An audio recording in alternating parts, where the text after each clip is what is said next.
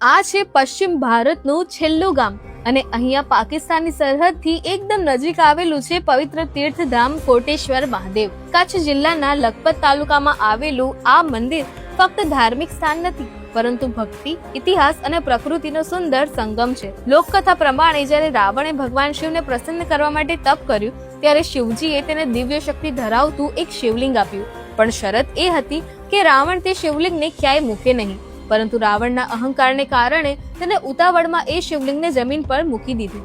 અને જેમ જ એ શિવલિંગ જમીન પર પડ્યું, કહેવામાં આવે છે કે ત્યાંથી હજારો લાખો શિવલિંગ ઉત્પન્ન થયા. રાવણ મૂળ શિવલિંગ ઓળખી ન શક્યો, પણ જે શિવલિંગ ત્યાં રહ્યું એ આજે કોટેશ્વર મહાદેવ તરીકે ખૂબ જ પ્રસિદ્ધ છે. એટલે કોટેશ્વરનો અર્થ થયો કરોડો દેવતાઓના ઈશ્વર, એટલે કે સર્વશક્તિમાન મહાદેવ. આ મંદિરનો ઉલ્લેખ સ્કંદ પુરાણ અને અનેક પ્રાચીન ગ્રંથોમાં પણ જોવા મળે છે. કહેવાય છે કે ભગવાન રામ પણ લંકા વિજય પછી અહીં આવ્યા હતા અને મહાદેવના દર્શન કર્યા હતા. ત્રિકોણાકાર જમીન પર બનેલું આ મંદિર અરબ સાગરના કિનારે સ્થિત છે.